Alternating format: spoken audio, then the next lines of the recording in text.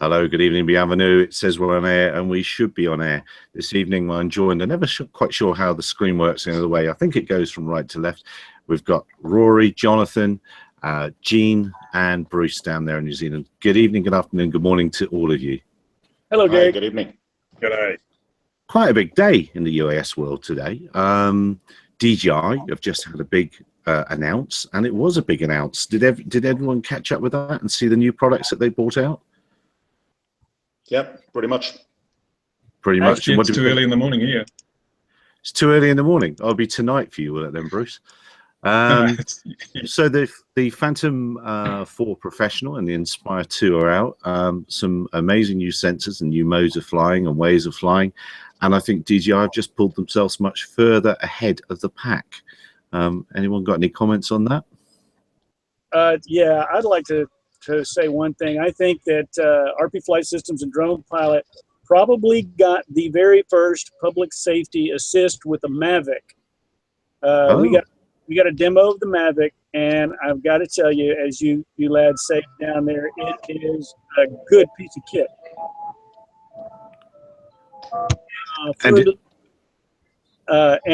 We were test flying it here at the old Flight Research Center here in Wimberley, Texas. And I got a call out, and we had an accident with a school bus and some children, and we were close enough that we actually flew over to it, and we were sending pictures to my fire chief while he was on scene. Wow, with a Mavic that they gave you as a demo. That's extraordinary. We got to fly it for one day, and the one day that we had it last week, we got to do a public safety call on it. So we're going to claim the first public safety call with a Mavic. You can do that, and you can swing your camera up like that with attitude. That's just the sort of person you are. So tell me, how did you get those images back to your fire chief then? Was he stood next to you, or I guess he was? No, it was iOS. So we sent him via iOS over to his phone. He had an Apple iPhone, and we just popped him over to him, and he was like, "Where are you?" I was like, "Look up." Wow, that's extraordinary. That is the nature of game-changing technology, I suppose, isn't it? I don't suppose did anyone ever think that sort of thing would happen? I guess not. I don't know. That's amazing. And I got to tell you, it wasn't very windy, but it was a rock-solid piece. That's all I can say is that it handled the range well. We maintained lock. We had a good video feed. The camera was great, nice and stable. As tiny as it was still stable, and it performed amazingly well. And I suppose at the end of the day, because of its small size, it's something you could see 4 or 5 of them chucked in the tiniest bubble car you ever wanted to have and get onto scene and be wherever. Well, let's put it this way. You know me, I'm always wearing BDUs, and that thing will fit in the cargo pocket of my BDU on my pants leg. So there you go. Wow, that's amazing. So you can claim the first public service mission with a Mavic. That's amazing. And so many people are complaining, wow, can anybody, I don't know if you guys have been following as well, all the complaining about where's my Mavic. And now we know the reason. Gene's got it. So Gene has your Mavic, so blame him.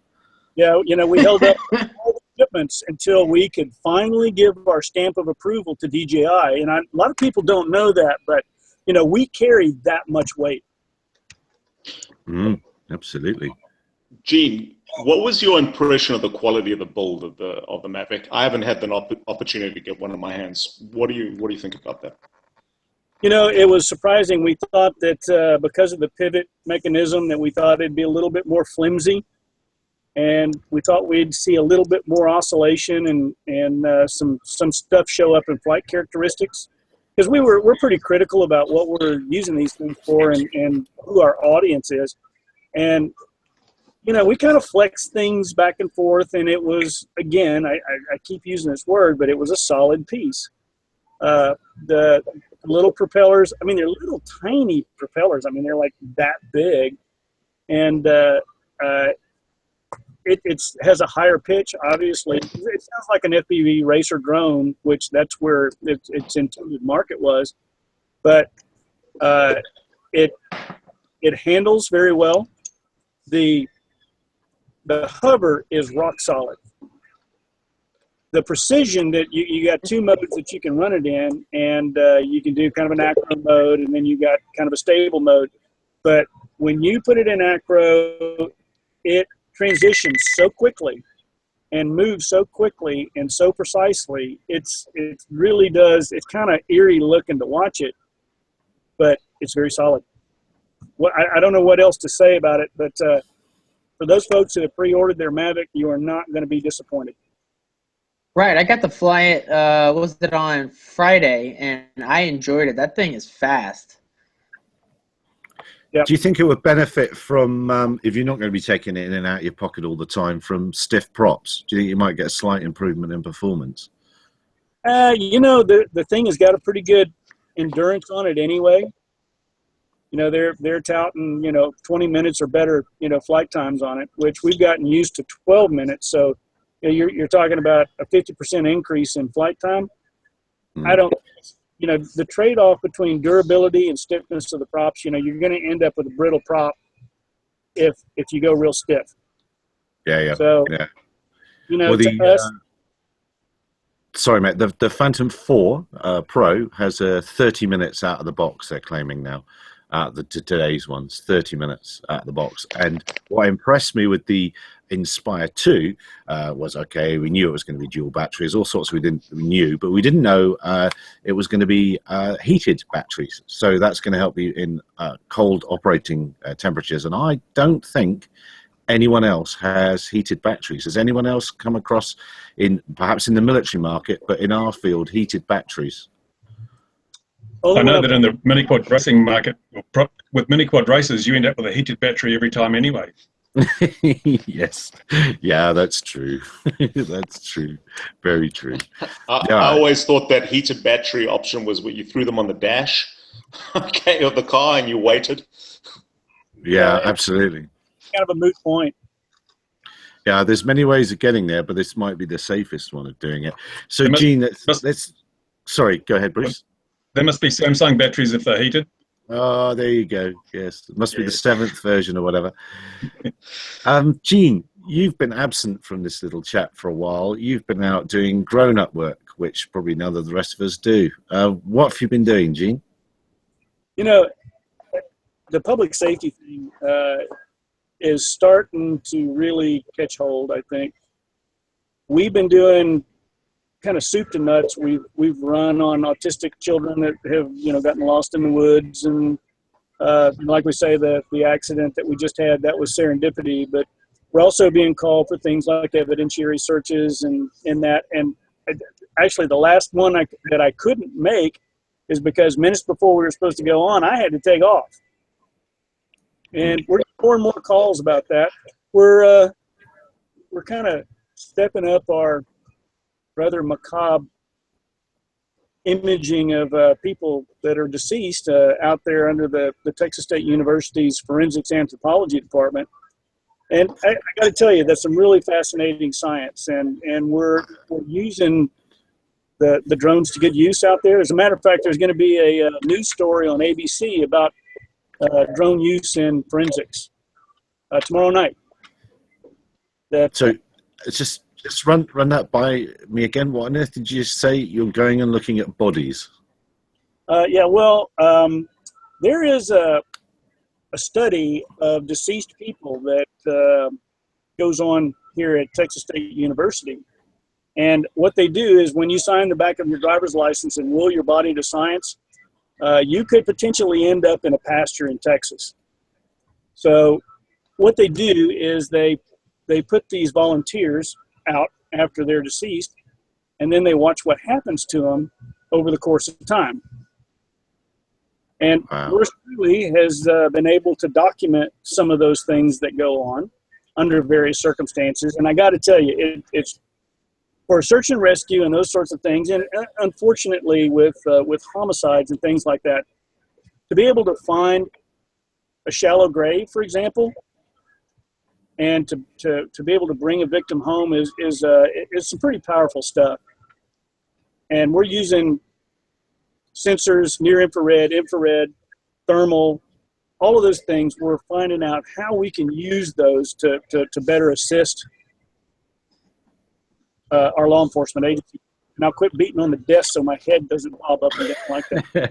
Well, I thought you were suffering what Bruce has had to suffer last week, which is an earthquake. You know, we're terribly unlucky if two of the people here had suffered earthquakes in the same week. How would that happen? So are you then mapping known, maybe you can't say this because maybe the good guys need to keep this information, but are you having to map then shallow graves as the body, if there is one, then perhaps rots down and things change? We have figured out that we can detect a shallow grave 2 years after it's been dug. Oh, it's not very joyous, this, is it? But it's good. It's obviously it's good things that, you know, these things have to be known and have to be done, but it's not a family safe conversation, is it? Well, I mean, if you're into CSI or, you know, those sorts of things where they're doing, you know, NCIS, where they're doing a lot of the science and investigation of it, this is the real world end of it. This is what we do. We try to go out there and prove some of the theories that are out there and use some of these sensors in kind of indirect ways or kind of abstract ways to help law enforcement do their jobs. And I thought you were just the man that found llamas. That's all I thought. But anyway, that's a while ago. That's a while ago. Rory, I asked you to come on today because you are Mr. Ag Drone. You are the man. You know the stuff. I had a go. I want to try and prove to myself that some of this great height software may or may not work. So I flew a field just up the road. In fact, I can see it if I look out the door here, to try and do some row counting, some plant counting, which is something the farmer does. And I can't see a single plant. They're only about 2 centimeters tall, and I flew at the prescribed altitude, and I can't see a single one in my imagery, so I'm not bothering with the processing. What's your experience of that sort of thing? Road counting, do you think it works? And what, I suppose, in the broader picture of things, what do you think is going to be the actual golden bullet for the ag market? Okay, so what you call row counting is typically called population counting, and it's really becoming critical for growers. They're called growers in the States and not farmers, like we have in South Africa. But growers are concerned about the amount of seed that actually germinates because seed is an input and it's really expensive. So traditionally what would happen, they would hire a young guy, probably the farmer's son would go out and they would take a couple of areas and go and manually count plants, how much have emerged, and depending on how many have emerged, he can go to his seed salesman and potentially demand a discount because the numbers might be off. The seed company would commit to, let's say, a 95% or whatever the percentage is of germination, and if that doesn't happen for whatever the reason is, they're going to be held accountable. It is going to become more critical, population counts, because as seed price goes up, farmers are interested in seeing what emerges, but it is not, it's kind of a niche application. And I must tell you, Gary, I was really impressed with the actual end result of the product that you produced with, what was it, a Phantom 3? Yeah. I'm really impressed because if you think about it, for under $1,000 and some processing time, a farmer can go out and produce a really good quality end product. The fact that you weren't able to detect the rows or count plants, I think if you'd waited maybe another week and a half, that might change. Okay. Yeah. So segueing onto these online processing services. You know, row counts or population counts was an algorithm that was pretty much in academia, and we've now seen it go from high-end image processing, agricultural image processing services, kind of trickle down, and we've seen this trickle-down effect of this really, what used to be a very valuable algorithm. Now you can go online and pay $9, I think you said, for the month, and go and process process your fields, which I kind of call feeding the beast, okay? Because in a lot of instances, all the hype regarding UAVs and agriculture, it hasn't materialized, mostly because of the FAA dragging their feet.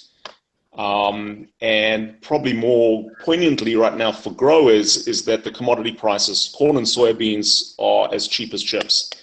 Okay, so whereas 3 years ago, growers were flush with cash, they were all driving new pickups, they were running out and buying new combines, new tractors, etc. Literally, I think it was probably June 2014, it became apparent that the commodity prices were going to drop. And the telephone stopped ringing, literally stopped ringing, okay? And unfortunately, there's no light at the end of this tunnel.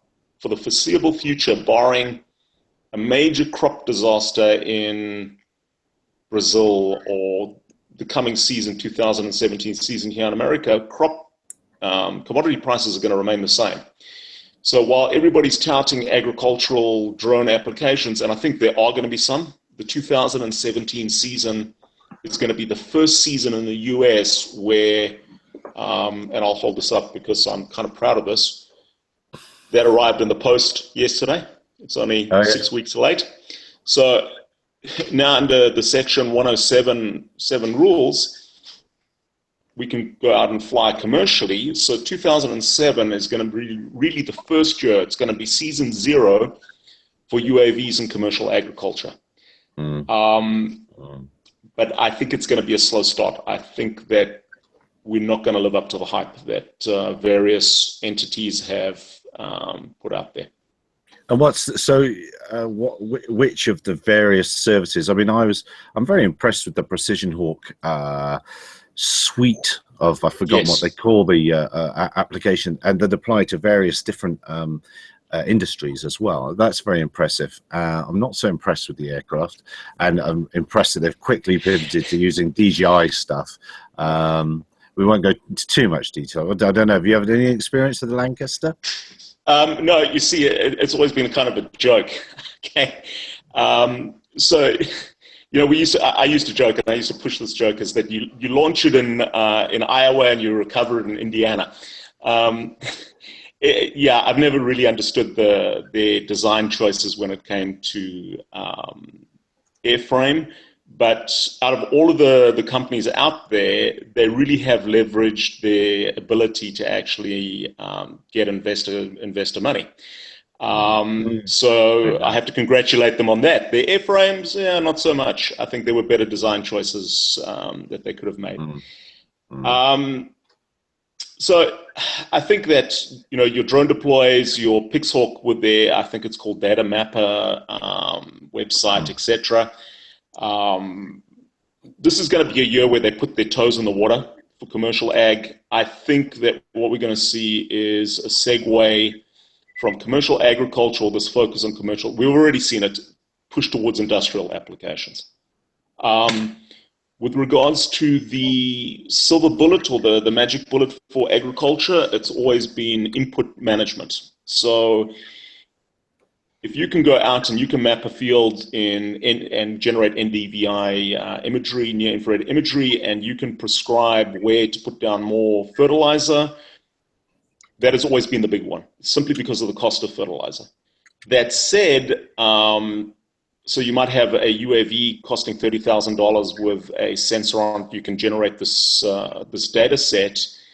You then have to take into consideration that the grower might have to go out and spend another $450,000 on a sprayer to take advantage of this data. This is going to be a slow start. It's not going to actually materialize. Plus, unfortunately, farmers, if they don't have to, they do not want to pay. Excuse me. Okay, they don't want to pay for this type of information, and I think it's going to get bundled with something else. So your seed sales guys might sell the data. Your chemical sales people might sell the data. I'm I've lost you a little bit there. What do you mean by that? They'll get the data on the fields and suggest that that happens. I'm not quite with how they'll be selling it. So what will happen is that, you know, data, very much like software, usually gets given away for nothing. All right. So you take companies like Monsanto, Pioneer, etc., that are in the business of selling seed. Monsanto, for example, has a data service called Climate Corp, and they have the ability to bundle that data with a seed sale. Chemical producers like Bayer, Dow, etc., will also find a way to actually sell their product, and they might use the data to do that. But basically, we're talking about a situation where if a grower determines that this information is necessary for growing crop and it's going to be beneficial, he will find some way of actually receiving that information for nothing. And I believe the end result in agricultural data is that it'll become a type of federal subsidy for farmers. If they can determine that we need aerial imagery 5 times a year, they'll put political pressure on their representatives to have that information provided free of charge, and it'll become a hidden subsidy to the agricultural community. Wow. So that's the big picture. At least in the Midwest. Okay, things are different on the coasts with your high value specialty crops. And does the farm and farm machinery itself, are they getting ground-based, be they tractor-based, pivot-based? I think here they have stuff on the pivots going around, the cameras. Are there more sensors coming onto the farm anyway that might, you know, eliminate the use of the RPA? So they are, and interestingly enough, a lot of these sensors are becoming networked, and these are open source sensor networks that farmers actually manage. And then they share the data amongst the farming community, which is very interesting insofar as that. So, for example, Monsanto's Climate Corp, one of their main competitors is actually a farmer-driven open source network that farmers are actually providing rain and weather data to their community. So it's a very interesting, and I think that the open source community and having these network sensors, you're going to see more of this type of technology out in the fields, and it's going to be freely available, okay, for members of these networks. Yeah, I can see that being a problem in the satellites coming down as well, causing, or satellite data getting cheaper and cheaper. Yeah. The European satellite that is pretty low resolution at the moment, but it's going to get higher resolution, but it maps the Earth every 5 days. I think there's a complete new map of the Earth made. Which is for agricultural purposes, everybody gets kind of hung up on resolution, but 12-inch resolution is enough because that's literally the width of a tire, and that's really what farmers need. They need to be able to drive between the rows. So 12-inch resolution, yeah. Yeah, it's obvious, really, isn't it? I saw today, it was the AeroVironment thing. Did we all see the AeroVironment launch of the Great Tail Sitter today? They were mentioning image resolution of 1 inch. And then I thought, oh, that's interesting because the software, the Precision Hawk stuff, really wants about 2 centimeters. And I was thinking, I can't remember. What's 1 inch and 2 centimeters? You know, already... You know, the software is demanding a tighter resolution than what AeroVironment are saying on their launch day, which is that's quite interesting. But you make a key point, to an obvious point: 12 inches, the width of a tire. So let's pivot quickly now, talking pivots and sensors, to that AeroVironment machine. Did everybody see, what was it called? I was going to look at my bit of paper. Can't remember what it's called. The Quantix. TM trademark. I love that. Americans have to put TM next to everything, don't they? Did we see that? Gene, it's a flying wing with propellers and everything. What did you think of it? Well, you know, it's not much new when you get right down to it. It looks familiar in a lot of ways. It's been discussed on RC groups years ago. And I think there were a couple of prototypes actually that flew out of that same group of people that were doing the flying wings. Yeah, the hardware selection has got me scratching my head.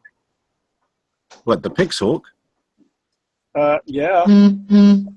I know. I can see one instantly good reason for that is the dual GPS. If the thing's it's upright like this or it's down like this, you put a GPS on either side, you're a for away when it does the transition. So I can instantly see why they might have done that. I just was I was just amazed that they were making so much noise about the thing, really. And as you say, we've seen it all before. Anyone else got any thoughts on that? No thoughts. No thoughts from New Zealand. I thought I'd be playing to you straight away there. I think we've been joined by another, another Rory, this time from Sydney in Australia. Calling Rory in Australia, are you there? No, he's not. He's muted. He's on his bicycle again. Last time he was cycling. His picture's there, but he's not there. I wonder if he's pushing his bike through the streets of Sydney. So, AeroVironment is this their last airframe, do you think? Do you think this is the end of them? Barring another war somewhere. Yeah, exactly. Yeah. They're DoD, and they're not going to do a whole bunch of R&D and lose the money that they've made on the last one. The commercial entries are getting more sophisticated and a lot more capable than they expected. And AeroVironment is one of those large corporations, unfortunately, and it's going to have a hard time keeping up. Yeah, big ship that takes a long time to turn. Now, let's turn to the law. I wonder if he's even listening to us. No, Jonathan, you're there. Are you there, Jonathan? Is there anything that's caught your eye or ear this week? That the FAA seems to be kind of scrambling to figure out how to actually do their airspace authorizations. So currently how you're doing it, you go to the FAA's website, their portal, apply it, and apply for a certain location. But that's becoming, as I just got off the phone with one of the individuals, it just seems to be like they're kind of reacting to this thing almost on a daily basis, where we'll bring up new issues and they'll be like, oh, well, we need to have a meeting about that. So that's kind of the interesting thing I'm noticing right now, is it's just a very fluid area regarding airspace authorizations and the waivers, which is one reason I haven't actually written really any articles on it, because it's just it's constantly evolving.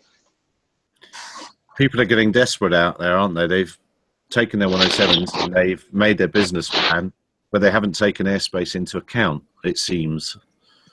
Right. Well, right. That's one big issue there. Plus the FAA. Okay. Well, the overall goal with the authorization process is that they've already put out some RFIs for I forgot how many different companies have applied for it, to build in a database, kind of like a whole entire backend, so that you could different things could connect to it, and then people could apply for authorizations, short-term kind of authorizations for a particular area, maybe through an app or something like that. Then you could actually go out and approve to take the man out of the loop. So for right now, we have a man in the loop, at least on the FAA side, that is to try to approve these things, and they've tried to figure out ways to speed up the process by developing some maps that pretty much looks like a grid map with the max AGL that operators can be approved for in a particular quadrant. And the FAA guys in DC are kind of looking at where you want to operate, look there, and then they know how high they can approve you for a small period of time. But they're trying to figure out how to automate that and get that up and running, and estimated about like 2 years from now. So in the meantime, you're gonna have some difficulty operating in controlled airspace. And that's where most of the work is. So yeah, that's a great issue. And nothing else has come up on the legal radar this week there. Well, I mean, sorry. Well, I mean, there's stuff here and there, but I can't speak about some of the stuff. But oh, fair enough. Rory, sorry, you were going to say. Well, I was in a meeting, a community forum last week, and a member of our local FAA joined in at that discussion, and I was quite surprised of the lack of internal education at the FAA with regards to Section 107 and Yes. the details of that. Yes, I agree. Yeah. I think that's unfortunately that's been kind of typical of the very large administration that is the Federal Aviation Administration. The left hand many times doesn't know what the right is doing. Air traffic control doesn't know what standards is doing. It just back and forth, and it's really very frustrating. Yeah. Right, which it's with the FSDO guys, I have found them to be some of the, they don't really know what's going on. When I try to get answers, I go to DC and try to talk to managers, because that's actually what really, that's the furthest upstream you can pretty much go. And so when you're dealing with what like the law is, you kind of have to remember there's the law, then there's what the FSDO guys think the law is, there's what you think the law is, there's what the NTSB, who's the, you know, the NTSB judge thinks the law is, there's what the prosecutor thinks the law is. And so you kind of have to figure out, like, what are the ones that matter the most? Well, the FSDO guy is the one who's going to actually get the investigation started, and then the prosecutor is going to actually file the case. So for all purposes, it's really important to know their laws, what their view of the law is, and then try not to tangle with them, or at least educate them on what they think. So especially under the 333 setup, I don't know how many different interpretations of all the different provisions I heard coming from different FSDO inspectors all over the place. And so just kind of keep that in mind, is that if you're dealing with your local FSDO, and another reason why you should probably reach out to your local FSDO and talk to them and try to you know, have some friendship there before they start calling and saying, hey, you know, we don't think this is lawful. Well, they don't probably know what they're talking about generally 9 times out of 10 because they're busy with a lot of other things, and the drones are kind of low on their priority list, but every now and then they have to go and respond to some phone calls. So I would highly suggest reach out, know what their views are, and try not to tangle with them. I've seen a couple of posts, and I've seen one chap saying how he had asked for 3 permissions within like within a half a mile of each other, and it was all very complicated next to an airfield. And all I'll say is, what I remember from my days as an air trafficker, if somebody came up with something that was far too complex and they were a bit mumbly when they did it, we just refused it out of hand. If somebody was very polite, and even if they, you know, didn't really seem to know what they were talking about, but they were very polite, we'd help them through it and we'd give them permission. It was just a real attitude. What I'm trying to say was a real attitude thing. And I think in some of the ways, the way people are approaching the authorities, it's my right attitude, it ain't going to work for them if they persist with that. It's just easier to put you in the forget folder, you know, if you're a bit of a prat. It's much easier. Right, exactly. I mean, when I used to flight instruct in certain busy airspace, I used to train my students to have very proper, you know, how they should say everything to sound professional when they wanted to go into certain busy airports. And we would hear multiple times people who don't know what they're doing would call up, tower, this is November. Right? You know what you're gonna get? You're gonna get the tower saying, yeah, stay out of my airspace. You sound like a professional, you'll get treated like a professional. So if you want to do certain things out of the ordinary, you better show up and be professional. And especially how you present yourself, how you talk, and not be Mr. Droopy Drawers, professional, which is kind of typical for the industry. Professional. There's another new American word I've learned tonight. Professional. I'm a professional. Yeah, man. My Phantom 4. We're gonna make a lot of money doing real estate. Out of the back of my Camry, my Toyota. Is it a Phantom 4 Pro though? Yeah, if it's not a Phantom 4 Pro, I'm not listening to you now, man. I'm not listening to you. Whoa, dude, you can't talk to me about that. I'm an expert. That's an old drip under pressure, isn't it? But that's an old English thing. I see now. Let's see. We have been joined by Stuart and both Rory. I think Rory and Stuart, are you there? Rory. I am here. My sister's great. Apologies for being so bloody late, you know? Yeah, well, you're from nearly Liverpool, but there you are. I was out robbing Rory, yeah, there you go. Rory, and look out for the cat.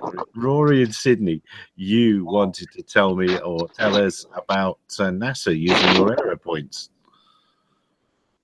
Oh yeah, so I'm not sure if everyone in the group here has an idea about what these Aeropoints do, but we've come out with this kind of dead simple ground control solution called the Aeropoints, and they've been picked up really quite incredibly by the market. All sorts of things, from lots of accident recovery scene teams who trying to reopen highways as quick as possible. They need a really internally consistent model of how long skid marks were, etc. They're throwing out Aeropoints, getting a Phantom or an Inspire up, and generating their models. We've got NASA using them for secret reasons. There's a whole lot of mounted police and other unusual sort of government bodies, mostly from the States, all using them. So it's been fascinating to learn about not just the traditional applications of these things, but what else people have in store for them. I must say, Rory, I was thinking about you at the weekend. I was doing what was it on 100 odd acres I was doing, and it was up and down bloody hillsides, going out there, throwing my mats out, then with the RTK, bombing around a bloody golf buggy thing, trying to hold this thing to one side, thinking, God, if I only had the Aero mat point jobs, just lob them down and be able to be job done. So definitely on my Christmas list, it must be said, Rory. Oh, look, yeah, sure, that sounds good. I mean, we sort of, the very first version of the Aeropoints, and even today, the design is such that you have them on the passenger seat in your vehicle and you just throw them out the window as you're driving around. They're to that sort of level of ruggedness, I suppose. Yeah. And what are we thinking of that? I see all that, and actually I haven't seen your one advertised yet, Rory. There must be one coming. Everyone's doing webinars, seminars, and all that sort of thing about their products. So it's striking me that education to the end user is a missing part of the piece at the moment. People are buying their RPA, but they don't really know what they're going to end up doing. Are you about to have a webinar or anything, or are you? What's your thoughts on that? Everyone picks 4D, drone deploy. Everyone's doing them. What's your thoughts on that? Yeah. There's definitely a lot of webinars happening, and there'll be a few from us. I think, to be honest, there are a few ways to find. Someone was joking about the Phantom 4 user who's an expert in real estate, and I think it turns out that people with lots of time during the day to watch webinars are generally not generally, but they can often be people that are trying to and pick up tips and tricks, and that we find ourselves just absolutely run off our feet right now with big traditional customers that are doing real work, and that's where I think we're still trying to learn much more about the end, what drones are going to do. So we want to make sure our users are educated, but I think we're less of a consumer platform than some of the others, and we end up with customers who are already pretty well down a lot of those paths that these webinars are discussing. No, I just, it's interesting. It's a feature of this year. There's so many popping up. In fact, I think we ought to do some as well. Perhaps we ought to. I don't know what we do. What would we do them on how we've crashed things? Or I'm not sure what we'd do them on. Any ideas? You having a go at me there? No, I'm not having a go at you, babe. You can share. You can share with the group if you like. If that makes you feel any better, you're free to share at this time. This is a safe place, Stuart. A safe place. Is it safe? Is it? Is it just us in the room? Yeah. It's only it is basically, and a few others. Yes. All right, I'll let you into the secret there. Big time schoolboy error. Big time schoolboy error. There I am surveying this bloody agricultural field. It's up on a bloody great big hill. The job went wrong first thing in the morning. We couldn't get on the site with my little van and so on. So the client said, "Hey, look, I've got a golf buggy thing here." Oh, okay, then we'll use that. So off we go. The client's driving this golf buggy, and he decides to go straight up the hill. There's no way this golf buggy's going to make it. And then he decides to try and reverse with a left-hand lock on it. So now the golf buggy is side onto the hill. So yeah, you guessed it. The golf buggy rolls over, and I'm on the other side of it. Oh my God. So anyway, my God. Yeah. So anyway, bottom line simply was lost sort of 2 hours larking around with that. Against the clock, usual story. And I think you picked up on it a couple of weeks ago, actually, Gary, Yeah, I know. So against the clock, daylight's clocking away, and I'm thinking, right, get on with it. Knowing damn well I should have maybe relocated my takeoff point, so then I was going to be, so I'd set my heights at 60 meters. but then there was a tree at 80 meters. Oh, for God's sake. So off the drone went, bang into the tree, and then ripped the gimbal off. So, yeah. That wouldn't be commercial. That wouldn't be commercial pressure rearing its ugly head there, would it? Yeah, it was, to be fair, Gary. It was good old commercial pressure and daylight. And daylight. Yeah, there you go. Yes, that's a big factor, isn't it? Getting the job done when the light's there. Yeah, I know. It's happened to all of us. I cracked on site. I got onto site at 6:30, and daylight was coming through at 7:30. So I thought, by the time done the instructions to the client and got the brief of it and all that malarkey, and then by the time we laid out the horrible GCPs and done the RTKs. God, I only wish I had Aeropoints. And then by the time I'd done all that, all went horribly wrong. So I didn't really get flying until 11:30. Knowing damn well I had, enough to do, and then daylight was going to be finishing sort of 3/4 reasonably. So yeah, I was against the clock, wasn't I? And then made that stupid schoolboy error of 20 meters, and then bang, it goes into the tree. Oh God. So I suppose, yeah, but it's actually making me think. I suppose our webinar would be how to be not proper safety, but real world safety. Learn from others' mistakes webinar or something like that. They're not what to do's, and this is why you don't do it, because this is how I had this incident or accident because I did this or that. Yeah, I mean, I must say, for the fixed wing world, or commercial flying world in the grown-up world, I think it's great to be able to, if somebody's got the balls to stand up and say, hey, look, this is the mistake I made, this is what went wrong, this is how much it cost me, and then somebody else quickly learns by that mistake. But normally people are, just bury it and say no more about it, which, all right, but doesn't do the whole thing much good, does it, No. You were going to say something there, Gene, sorry. Never enough time to do the checklist and the procedure, but always enough time to pick up the pieces. Yes. Never go without a bin bag. Always take a bin bag. If you don't, the day you don't take it, you definitely have an incident. Yeah, I know. Well, thanks. Go on, Rory. Well, look, you know what I'd do one on. That's like how to short the drone industry. That would be a good webinar. How to what? Sorry. How to short the drone industry. Short it. I don't. Oh, it's a term to sort of bet against it, I suppose, as a joke. Okay. Oh, I see. Betting on it, how can you win by betting against it? Well. Yeah, I mentioned to somebody the other day that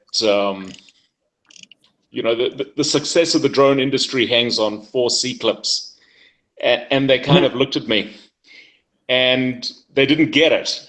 Okay. And so 4 C-clips. If the FAA knew that the success of a flight, was dependent on C-clips, okay, maybe we wouldn't be flying. It's a very good point. Has anyone done anything about that? Are there any safer motors out there? Anyone know about it? Do motors break now? I mean, I haven't seen a DJI motor go recently, ever. Actually, I've never seen a hub come off, due to C-clip coming off. I've actually seen a T-motor lose a C-clip, and while the bell the hub didn't come off totally and completely, there was an odd change in pitch. And I went and checked it. I landed it, and sure enough, the C-clip was gone. Lucky. No, it was lucky. Literally, it was. That's all it was. But you can get extended shaft and then put a collet on it. Yeah. So, there are some motors now that have a screw through the bottom and a collar on it, so that actually provides a much more robust way of anchoring the bell to the rest of the motor. Yeah, you'd kind of expect those to move their way into some standards, wouldn't you, really, one day? But standards is a bit of a dirty word in this industry, isn't it? So we better not go there. Bruce, I will put my penny's worth in there and just say that's that Phantom 3P of mine. Well, the number one that's gone now. I mean, I got 250 odd hours out of that. Yeah. The Phantom 4 or Phantom 3P. So I can't knock it. And at the end of the day, it's all gone wrong now, not because of mechanical error, but because of pilot error. Yeah, you say if you had hit that tree, you'd have got 251 hours out of it, wouldn't you? Maybe. Yeah. Yeah. Yeah, we talked about. Sorry. Yeah. That's why we're doing procedure-based training over here. You know, if you go through the procedures and you check those things methodically every single time, you're going to catch stuff like that before you go in the air. Now, I've got to be honest though. I mean, I did even think about it, but it was pure. Gary sums it up. It was commercial pressure because I figured I should really go to the top end of there, goes the high point and take off from there. I considered it. I thought about it, but then I let commercial pressure and the daylight hour rule. I thought it'll be all right. Yeah, well, I'm not seeing that in the RPA piece yet. Anyway, There's a little bit of it in the 107 training. I'm not sure what there is in the UK, but human performance and limitations. There's no proficiency training, no human factors, none of that. And at the end of the day, that's the sort of thing. I always sound like the oldest man on earth, but it is. But it'll save your company money. The systems and procedures, as boring as it is, will save your company money because it will reduce the chance of accidents. That's what you need. Speaking of accidents, here's Patrick. The only other comment. Oh no! Look at that shirt. Is that shirt legal in many states over there? How can that be legal? Oh dear. He's got no voice. You're muted, Patrick. Push the button, Pat. It was the wrong button. Okay. Yeah, here I am. Yes, I was waiting for a bird to come in here and land on my shirt. So. A bird. Funny you should mention birds because Bruce has been talking about birds. In fact, let me try and pull out that web page. Let's see if I can find it. You made an observation about bird strikes. What was I can't get the page up. What was your observation about bird strikes, Bruce? Well, it was an A320 airliner got hit by 50 storks, flew through a flock of storks. Apparently it damaged both motors, but they managed to land this aircraft safely. No one was injured. And I'm thinking, wow, 50 storks are not small birds. They're big birds. 50 of them hit this A320 and it landed safely. So why are our regulators making all these regulations to control and alleging that these 250-gram drones are such a threat to the airspace when these birds, the aircraft are obviously built to withstand a huge amount of damage. And the other thing I was thinking is, well, why are we regulating people who fly 250-gram drones? Why are we requiring them to register, but we don't require people who breed birds to register? Well, yes, that's very, so what you're advocating, registrations and numbers for birds and some sort of appropriate reporting system and radio procedures for the operators of said birds. ADSB. Yeah. ADSB, yes. Was that ADSB? Well, funny enough, one of my side jobs down here is actually to track vultures and other birds. So I could actually, I'll tell you where they are now. They're in their nest because it's dark. It's quite easy with birds. But I could tell you pretty well. There's some amazing technology. I'm going to go off on a rant now for tracking birds, including using the position of the sun, which is quite amazing. But anyway, that's another aside. So those unregistered birds that are flying down there, would they are they RPA or are they hobby or are they commercial birds, Bruce? How will we define that? Well, this is the big question, isn't it? All over the world, regulators are struggling to work out the difference between a drone and a model aircraft, because for many, many decades, people have flown these model aircrafts recreationally, never been a threat to the national airspace or other people. And yet drones come along and we've got a small group of people we call droners who just take them out of the box and fly them. They are the big threat to the airspace. But regulators, they can't either don't have the skills or don't have the desire to differentiate between the two different groups. And so the model flyers are getting basically tarred with the same brush. And it's penalising a lot of people who have never been a problem.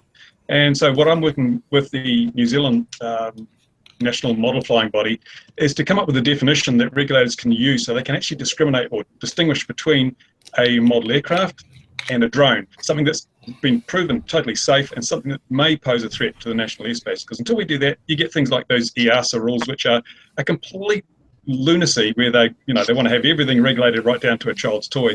So we need to draw those distinctions. And so as I'm working on that with a group of people, the model flying thing, basically the difference is, as far as I can see it, is a model aircraft is something that requires skill and training to fly safely. Whereas a drone, you can take that out of a box and you can fly it without even reading the instruction manual. So there are factors such as drones have GPS guidance and semi-autonomous or autonomous capabilities. Model aircraft, traditional model aircraft, don't have any of that. So why can't we draw a distinction on that basis and leave the model flyers to their own perfectly safe activities, but focus on regulating the people who have proven to be the problem, which are the droners who get these things from China, take them out of the box, and then try and get good pictures of aircraft landing at airports. But what would you say if receiver technology moves towards having auto leveling, which I think it already is? I can't remember the name of that vendor that has the fly safe, whatever. So have auto leveling and perhaps have GPS. Should you lose your bird for whatever reason, surely then those traditional model aircraft would have the same fit then as a drone. Yeah, no, I see, because there are overlaps like FPV. Now, FPV aircraft or models, they're still models. Unless you have some kind of semi-autonomous or autonomous capability, which means GPS, then it becomes a drone. So if you're flying a model and it's got a return to home capability, if you're not using that, then effectively it's a radio controlled model. But the moment you activate the automatic return to home, it becomes a drone. And the general way of looking at it would have to be whether you use it or not. If it has that capability, it then becomes a drone, because the problem is we've got people with no training, no experience, no skill flying drones. But people flying model aircraft generally have come up through a background of having to learn how to put these things together, learning the theories of flight, and usually flying with a group of other people who can tell them about the rules and regulations. So they're well informed, and they don't have the same, you fly a model aircraft, you're not doing it in order to get cool pictures, you're doing it to enjoy the experience of flight from a sort of a removed or detached position. So I think it's a pretty simple definition. Everything that's causing a problem these days has GPS in it, I think, if you look at it. Couldn't you say it has a camera on it? Wouldn't that equally be that? Not necessarily, because I do drone racing and we fly at altitudes really above 3 meters, and we have a camera on it because we need it to fly, sort of first person view. But we're not a threat to the national airspace because we're flying low. And these actually require a lot of skill to fly. If you don't learn to fly it, you can't fly it. You give a racing drone to somebody who's never flown a model before, and they'll crash it. But you can give the Phantom 4 to somebody, they can fly it all over the place. They can use the smartphone application and fly it wherever they want without any skill or training whatsoever. I forgot the name of the one. Some guys posted me a code and I put it up so people get a discount on it. Oh, it's the Xiaomi thing. That's got a 5-hour restriction on it before it'll let you fly it beyond 50 meters. That's pretty cool, I think. That is a start towards that sort of safe level of thinking. But won't you just, with your definitions, won't you just be pushing or making stronger the them and us divisions of?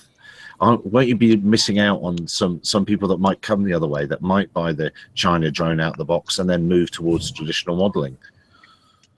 Well, maybe they will still do that if they buy a China drone out of the box. They'll then move to craft where they're not so restricted by regulations because it's a model aircraft. And so if they feel like they want to do more stuff, they can go from their drone to a model aircraft and they won't have quite so many restrictions applied to them. Now, Patrick, you were at all the meetings of the AMA starting in 2007, and the FAA, and they were talking about what constitutes a model aircraft and all that sort of thing. What do you think, if Bruce was to speak to the AMA, how do you think they would engage them in conversation about this sort of thing? Well, that's kind of funny that you say that, because I'm not really sure. There's a lot of confusion about the AMA and what they're doing and what they're not doing. Somebody else was telling me, and I've got to track this story down, that actually that registration idea actually came from the drone community. If that's the case, and the person at the company that supposedly hatched that, I think there's going to be some real blowback. Although I don't know how much the blowback will affect that company, as that company is already kind of on the ropes. But I don't know what you can. I don't know what you can really say. What really differentiates a model aircraft and a drone. And then on the other hand, I'm kind of one of these guys. I have my license, right?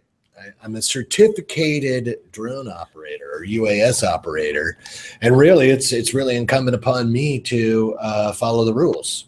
And I'm getting more, or let's say, I'm becoming tired of buying products that use map information that has not been vetted.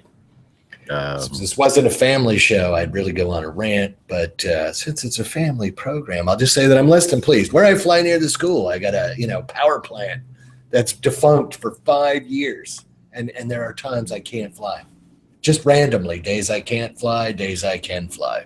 Does that sound like aviation to anybody else on this hangout today? Well, no. I've called out a couple of companies recently on the data that they're showing, and I need to write something about that.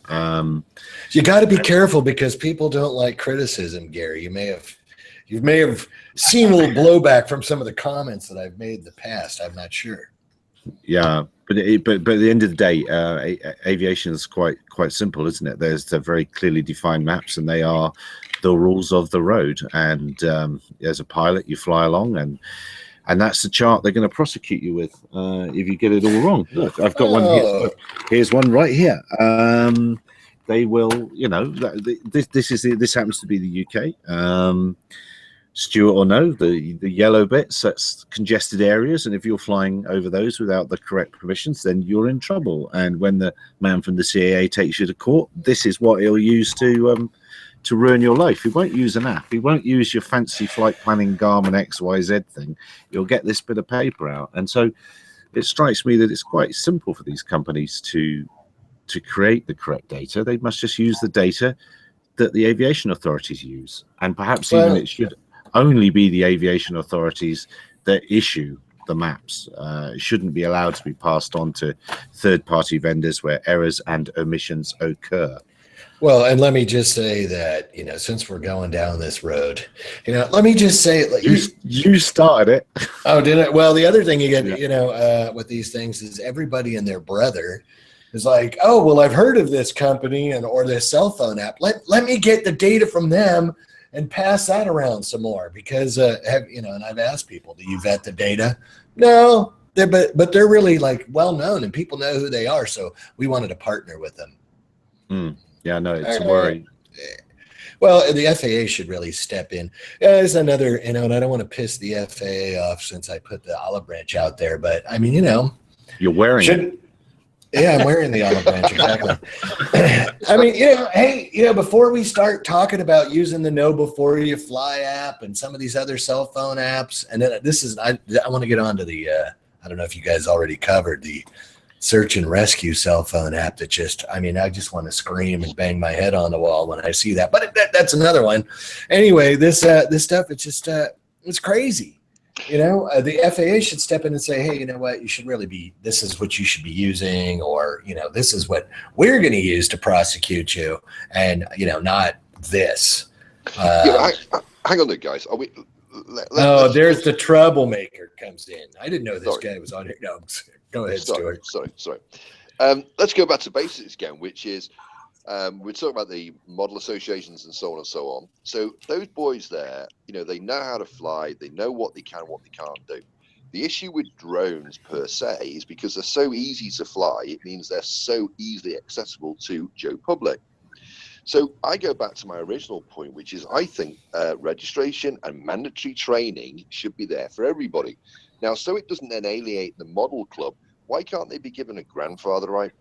Because it's all down to the education at the end of the day. Once you educate somebody.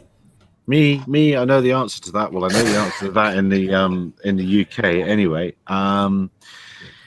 The British Model Flying Association and more importantly the Large Model Association in the UK were actually offered those grandfather rights by the Civil Aviation Authority, but they to some degree quite correctly said, well, actually that would interfere with our day-to-day operations. We're not a commercial operation and we're not looking out for commercial operators.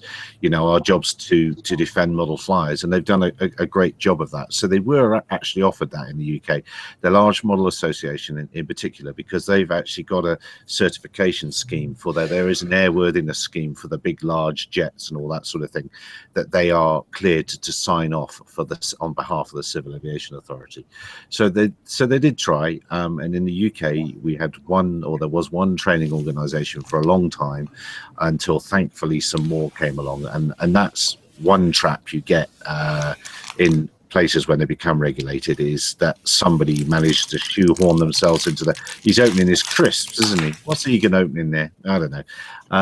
Yeah, but okay, but the point is that nobody's going to have any problems from a commercial operator in theory, because a commercial operator is professional and therefore he knows what he's doing. He knows where he can and where he can't go. All the risks are coming from the kids who are going down to Toys R Us, get the China drone, take it to the park that happens to be next to the airport, and that's where the problems start. I disagree. Do you? I have seen any number of yahoos show up and try to insert themselves into a situation where professionalism is of the utmost importance, and watch them come off as a bunch of knobs, not trying to name any names, but they just don't know what the hell they're doing. And your situation would be the search and rescue. So you might be with a fire service or somebody and something like that, and somebody's coming to take pictures of the accident and get in the way, which to me is just, you in a civilized world, when a police car, well, maybe not a police car, but when the fire engine or ambulance comes up behind you, you move out of the road. You get out of the road and you let them get on their way to whatever they're doing. Don't get in their way. I just don't understand people that go accident chasing. Sorry, I'm ranting, Gene. Back to you. No, that's it. I mean, unfortunately, we've got people that want to get their 15 seconds of fame on National Enquirer by taking the picture of the, whatever disaster that just happened. The trouble, and just my thoughts on this, is that nothing's going to happen. We've waited 8 years for Section 107. So I really don't see the FAA making any changes anytime soon, barring some kind of major disaster. If they had to differentiate between model aircraft and commercial UAS, the easiest thing would be to go, okay, you want to fly model aeroplanes, you're going to fly it at an AMA certified site and nowhere else, which would suit the AMA down to the ground. They would love that. They would. And so it was offered. It was offered. I simply do not think it's going to happen. We've got Section 107. Everybody's going to go out and try and make money now, and the FAA have probably got another 10 years before they'll introduce something, unless we have a major disaster. Now, on the commercial, let's put it this way, on the consumer side, we might see some changes, some consumer law come in to kind of control UAS and drones, because we're going to have an accident. DJI is getting to the point where $20 million lawsuit by some Yahoo trying to make some money. Yeah, we might see something happen there. So it won't be the FAA, but it'll be consumer law. I don't know. Patrick will have an opinion. Sorry, I want to jump in ahead of him. Didn't I pick up that? I can't remember the name of it. That there is a consumer association in the States, and they're looking at karma. Yes. Did I pick that up? Maybe you guys can open that up. Yeah, I saw that, and I think it's kind of an interesting, that GoPro would be under scrutiny after the, circus from another unnamed company went down. But I do want to say that Air Traffic Organization, when we started the ARC, or while we were in the ARC, they actually said, the woman that was the unmanned aircraft systems woman for Air Traffic Organization said, if you are a hobbyist and you are not on a hobby, or to be a hobbyist, you have to be on a hobby field. End of story. And I think if we see more people at the airports, that may be the thing. Although I think a lot of people would be bored. I never really flew at AMA fields because I didn't like let's say there's not a camaraderie there. It's a pecking order. Our field was divided according to political leaning. Oh, Jesus. Yeah. Right-hand side of the field, Republican. Left-hand side of the field was Democrat. Where did you stand? Yeah. And where did they fit the communists? Did you have those over the far left? The communists and the strange outsiders, we kind of hung around the middle of the field. Okay. Oh, I like that. So how did that work out? I mean, my thing was, I'd go to the field, and a lot of the AMA members, and I'm not putting them down because, a lot of them have a lot of experience, but you have a lot of people that would say, more seasoned pilots, and they had a different kind of structure and both flying and club membership, and that just really kind of rubbed me the wrong way. I know you guys probably find that hard to believe, but I didn't enjoy it too much, you know. But Bruce, what's going to happen with the out of the box flyers? Help me through with the China out of the box flyers. How are rules going to be enforced for them?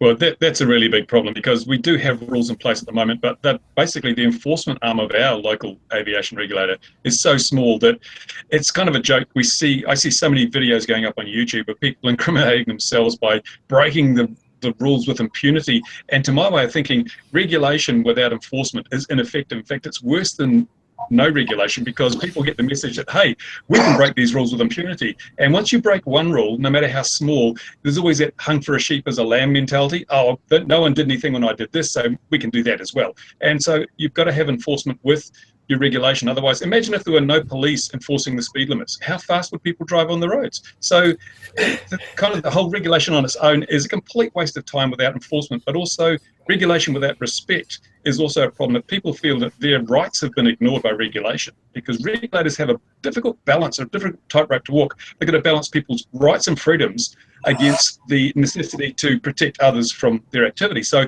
if you go heavy-handed and say, well, we're going to abolish all your rights and freedoms because safety first, then you don't get compliance, because people say, well, below that, if you're going to take away my enjoyment, I'm just not going to ignore you. And so if you have overly harsh regulation with a lack of enforcement, you create a really dangerous situation. I have a feeling some airspace regulators do not understand human psychology. They don't understand that people are trying to regulate. These are not pilots who've been through training and understand that their lives are in danger. These are 15, 16-year-old kids who go out and buy a toy and then go out to try and get some cool pictures of an airplane landing at an airport. These kind of people don't respond in the same way as trained professional pilots. They should get a psychologist on the team and work out the whole human, behavioral patterns before they start regulating. Well, I agree with you, Bruce. And, that's funny that you say that, because I said almost the exact thing on the small UAS ARC. The third leg of the chair is enforcement. You can have all the regulations you want. You can have them till the cows come home. But if you don't have enforcement and people start to scuff flaw, then they're just going to do whatever they want to do. And there's no reeling them back in. And I've said before, I think that, when they made the policy clarification statement here in the United States, the FAA made a huge mistake, because all of the people that were aviators took one step back. And, you guys talk about 15 and 16-year-olds going out and getting nice snaps. Well, I wish it were only the 15 and 16-year-olds, but it's the 20-year-olds, the 30-year-olds, the 40-year-olds, the 50-year-olds, the 60-year-olds on up, who are going out there and doing stupid things, because they don't look at this as again, like aviation. So they're just toys. I'm out flying my toy, and away I go. Now, one other thing I did want to buy is has anybody seen the Barbie drone? No. Yeah, I got to go buy one. I'm going to get one. Yes, at Walmart they have them, and it's got like a Barbie on top of the drone, and she flies around. Well, I have a feeling it weighs more than 250 grams. I want to buy one and put it on the scale, because are you going to buy your Barbie in? Don't dub Barbie in. That's not good. Well, I can see it now on Christmas morning. All these little girls are going to be out flying, and they're, oh my God, she's breaking federal regulation flying Barbie around. We'll have to see. I expect they sell it without Barbie I expect it's supposed to fly without Barbie sat atop it. And, that's how they say, oh, no, well, we didn't mean it. No, it's not a real, Barbie. It's a effigy of Barbie. You would know. You would know, Patrick. You'd be our local Barbie expert here. I am. Yes, I've looked at it online, but I haven't got one yet. But anyway, and then too bad, Bruce. You should have come over here. We could have run you for president with all of that pragmatic thinking. You selfish man. I was going to say you weren't searching the internet for Barbie. I'm not sure what would come up if you did that. Anyway, moving on. Those complaints must be sent directly to you, not to me. Gary. Yeah, no, not those ones. I don't want those ones. So what's the answer, Bruce? You're going to. Your regulator's going to nail it down, and does that mean that every 12-year-old that wants to make a model airplane's got to be bought into the model aircraft fold, otherwise they're an outlaw? How are you going to do that? Well, no, again, I don't think it's to make people have to join a club to fly legally is ridiculous, because the way the whole model scene has changed is dramatic. I know a lot of people are not members of clubs now, that like-minded individuals, they'll send a few texts around on a Saturday morning or a Sunday morning and say, let's go flying.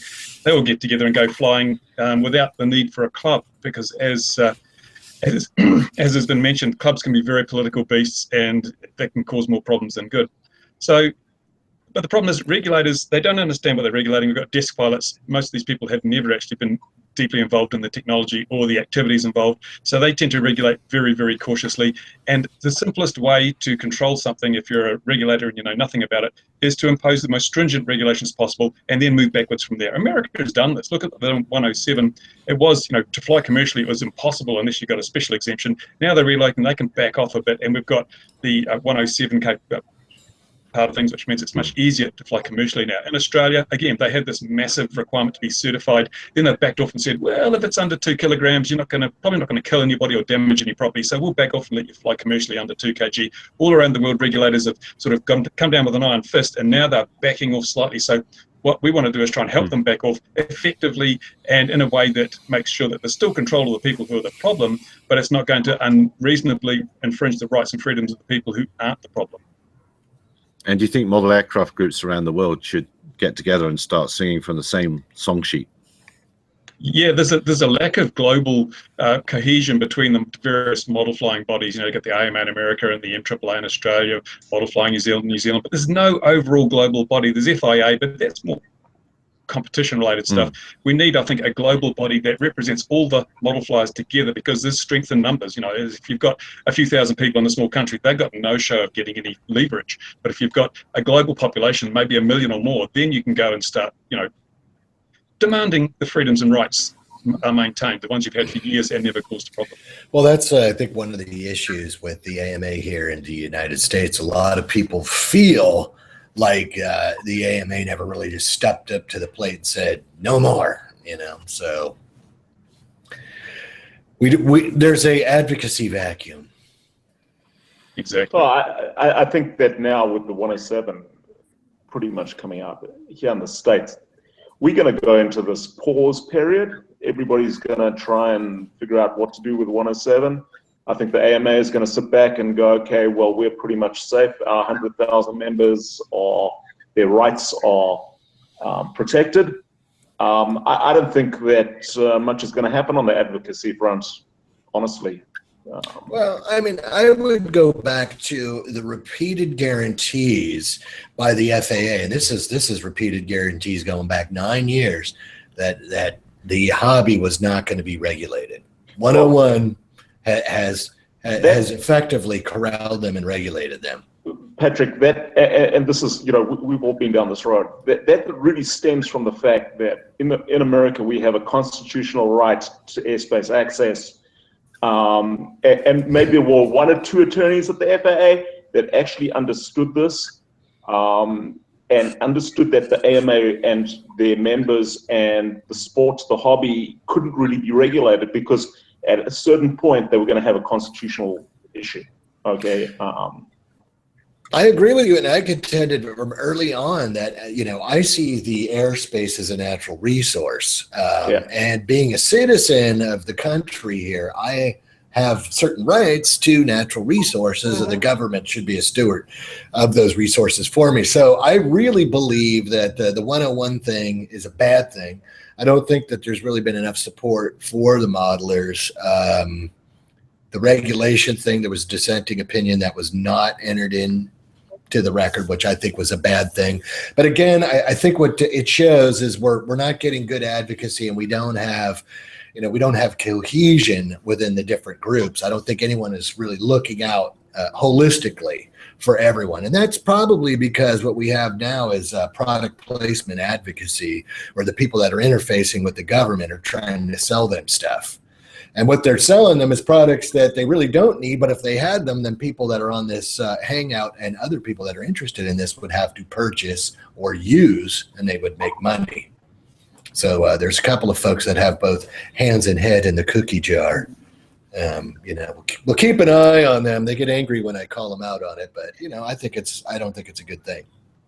Well, generally, this is also common regarding model aircraft. You know, we've seen, I think, 2006, 2007, really since the introduction of 2.4 gigahertz and the rise of electrics, the whole traditional modeling is changing. I look at my son, who is not interested at all in what dad does in the basement, yet he's really playing computers and things like that. And when he sees a drone that can be pre-programmed using a handset, no traditional controller, all of a sudden his interest is sparked, which I kind of look at. It's the world is changing. The world of modeling that I can look at the age group here in the forum. We come from a different generation of modeling. Okay, so yeah, it's going to be interesting. No, you're right. You're right. Yes, it's much easier, and electric probably is a good timeline. Bruce, where do you reckon the timeline is for the big change? Yeah, certainly electric and foam, because I remember when I was young, you'd build models out of balsa wood and tissue and silk, and you'd spend months building and 5 minutes crashing, and that was the end of it. You start again. These days, with the durable foam models, I mean, you can go out, you just buy them from China, fly them, and you crash them and buy another one or just repair it. It's really easy. But the thing, all these regulations are risk-based, but if you look at the danger posed by a typical radio-controlled model, say 15 years ago, it had a great big meat-cleaving prop up the front, was driven by an internal combustion engine which had a flammable substance on it. And if you got in the way of one of those propellers, you could lose a finger. You know, it was really quite, and they were heavy, typically, 6, 7, 8 pounds. Now, if you look at the average radio control model, it's probably a couple of pounds. It's got a lightweight electric motor in it. Often they have a pusher motor. And if you get hit by one of those, I know because I've been hit by both, they're much less painful. They're a safer model. So we're as the hobby's getting safer, we're ramping up regulations, which sort of seems back to front, if you ask me. So yeah, again, it boils down to the fact that the regulators, their idea of a model aircraft is probably something completely different. It comes from our generation, not from the generation that are currently flying these lightweight foam models. That's probably a very good point, actually. That's a really good point. Yeah. A lot of this could be distilled with a little bit of, the scientific, or dispelled with a little bit of the scientific method. That's another thing. I don't understand why the drone OEMs don't put up the money to do the scientific research. Instead, they slap Band-Aids on these problems like the registration, slap a Band-Aid on it like the geofencing. Now, I hear other whispers coming out of, China that DJI is also working on a few other technologies to limit different radio frequencies that the drones fly on. So it seems like they're kind of going after themselves instead of spending the money on the research to say, hey, you know what? You get hit in the head with a however many kilogram drone and it's not going to kill you. Yada, yada. That seems like a more, let's say, pro-business approach to me, and even a pro-business approach for the end user, commercial or hobby. Yeah, the regulators don't listen to the scientific research that's out there, though. There's a university in America did a study on the risks associated with drones and full-size aircraft. They based it on bird strike data, and they came out with the conclusion that there is going to be one injury collision every 1.8 million years of operation, which, if you work out how many flights take place every day, there's one chance of an injury collision between a drone and a full-size aircraft every 400 years. That's how low the risk is. But the regulators are ignoring that and saying there's going to be deaths, there's going to be...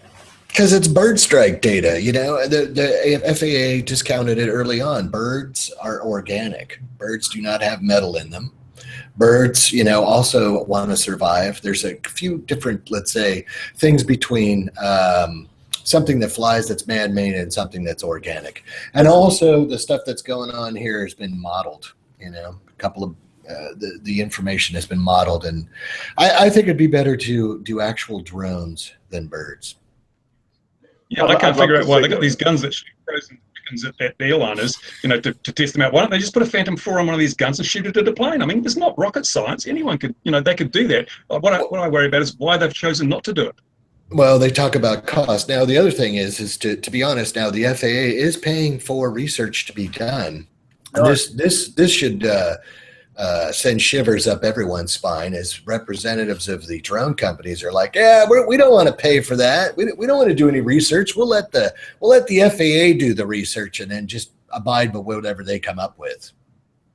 That's the same that the car industry did on, crashes and that's, airbags and seat belts and everything else. It's the same model. See, wow. Rory got so mad he ran out. He's going to start screaming out front. I'm right behind you, buddy. No, I think the research can be done. During the arc. I was hearing bells there, but only you are hearing the bells, Patrick. That's your affliction. It's only you. I know exactly. Is there a medication for that? Anyway, that shirt, yes. Yeah, exactly. During the arc, the guys from NASA actually came up with this test matrix, which was very pragmatic, and it started out with people on the ground, and then building glass and auto glass, and worked up to GA aircraft, yada yada. They gave this to the FAA. The FAA, we need data. Hey, here you go. And that never saw the light of day. That was the same test program I wanted the drone OEMs to pay for. We're probably talking anywhere between $75,000 and $250,000 to do the testing, and they laughed and scoffed at it and said, "We'll just wait for the FAA to do it, since they want to pay for it. And we'll see what happens." That's what you're dealing with. That's what you're getting. So what's the bottom line with that? That's how you arrived at 250 grams as a number. No, we arrived at 250 grams because there was some Ministry of Defense report that said, shrapnel from explosions at those weights could be fatal, which I would agree. Gene, I know you know about firearms. What is a 45 ACP? Minimum 66 foot-pounds to kill a person. Right, but I mean, what's a slug of a 45 ACP? 12 grams, something like that, 15 grams. Subsonic. Weight, 358 grains, 1,120 feet per second, which is rumbling right along for, a 250 grain bullet. It is rumbling wrong. But my point with this is there's a thing called material density. And so if you have something from an explosion, shrapnel from explosion, something down to 12 grams or probably 10 grams, maybe even less, could kill you at a certain velocity. But on the other hand, if I had 250 grams of packing peanuts, it would be very hard for me to kill you with that. It'd be hard for me to accelerate them to 100 miles an hour, except on the bumper of a car, maybe. Challenge accepted. All right. Well, who wants to be my crash test dummy? I'm taking names. Volunteers. No, I wanted to see that. Where's Colin Glenn?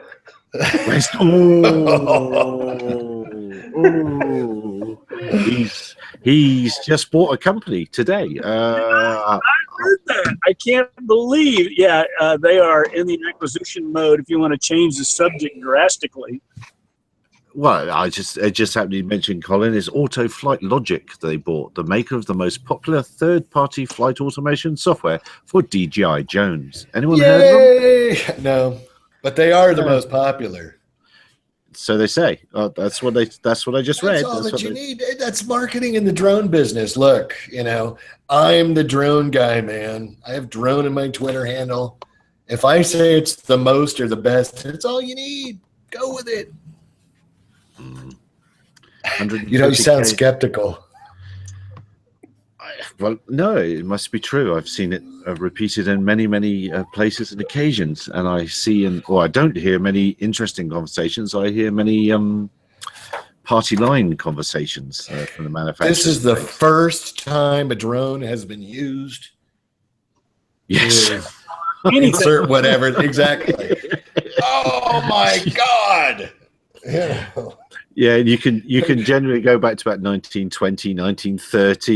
You can find it somewhere. Some equivalent systems done not as nicely as the modern thing would do it, but people have done it before. What's the quadcopter, the Bozyak thing? Was that 1909? Isn't it? Something like that. It's really not all that. Which, Gary, leads us to an interesting point. what's going to start happening with patent law? Because I'm sure that there's enough patents on the book that these commercial drone companies or manufacturers are now becoming prospective lucrative targets of patent lawsuits here in America. Well, you got that going. Unique and DJI are, in their little battle. God, those bells. It's the bells. Well, it's never Christmas. No one else. Is anyone else hearing bells? No one else is hearing bells, Patrick. Singing. Oh, there goes Rory. He's frustrated. He's right out the front door. Those sons of... Maybe it's Pavlov dog thing. You hear a bell ring and he doesn't come off. Well, talking about... I wonder if he's salivating. What do you think? I'm going to need to say goodnight and God bless you and leave you to it and change the world. All right, man. You take care. Yeah, we better look at 4 minutes time. This one also run another half hour too long. So we better do the wrapping up thing. Take care, Stuart. Speak to you soon. All the best. Cheers, man. Cheers, then. Take care. Bye. Cheers. Yeah, the patent thing, no doubt that you could probably run around all day chasing various bits for this and that and the other, and it really has all been done. And I think we're reaching the plateau point now. I think this Christmas is peak consumer drone. I think just about everyone that will have one or wants one will have one. Some people fall off at the other end. Some people are joining the other. But I think we've reached peak consumer drone, and we're just on the ramp. We mentioned 107.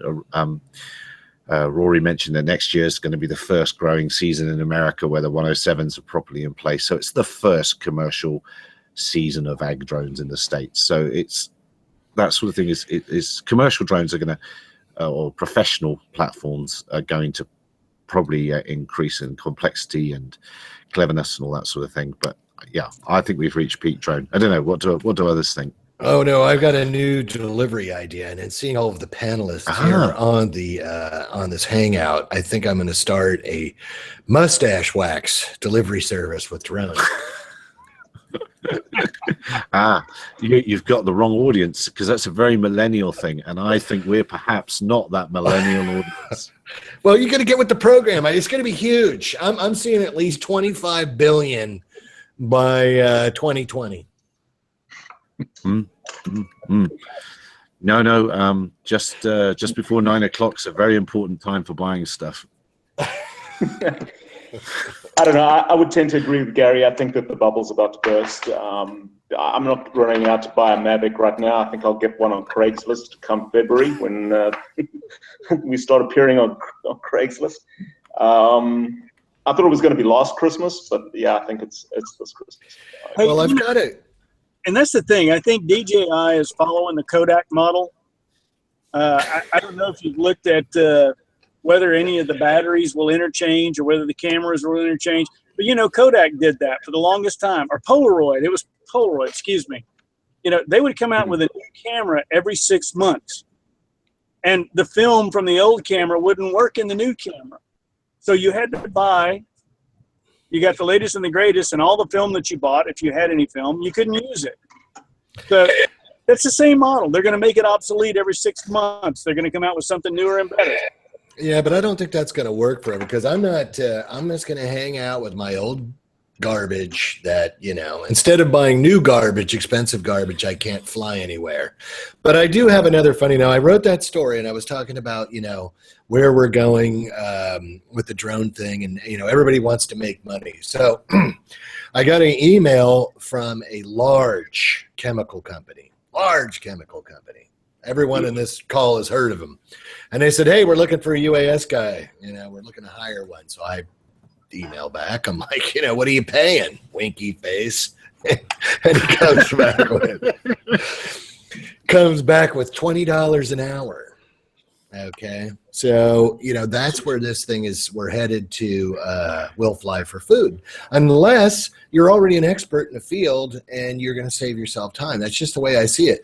I talked to another reporter. Maybe you guys saw that Reuters story. She's like, God, you're negative. I'm like, it's reality, man. I don't make this stuff up. We saw it before. You remember, Gene? Back before it went illegal, when you were the only guy in town, you could charge whatever you wanted as the competition. I've got an answer for you. There's all these companies that are popping up, and they're sort of drone data aggregators. They're popping up and saying, "I'll get you the job, and you just go off over there and do that." And so you'll be all right. You'll just be able to earn your steady earning with them. Nothing can go wrong. It's a foolproof way of making money.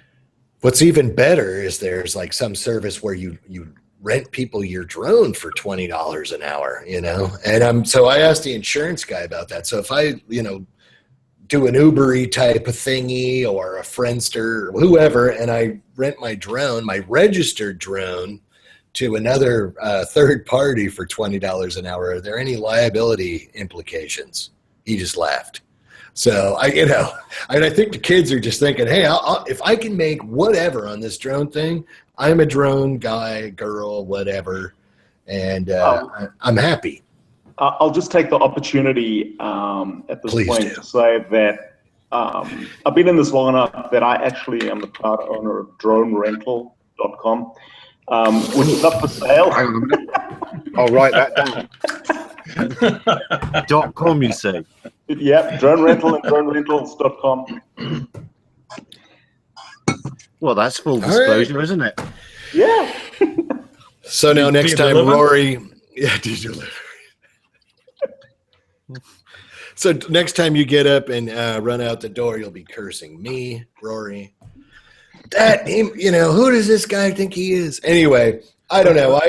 I think some of this stuff is a little ridiculous. And I think on the other side of that, some people are happy with any money, to make any money with drones, just so they can say that they're in the drone business.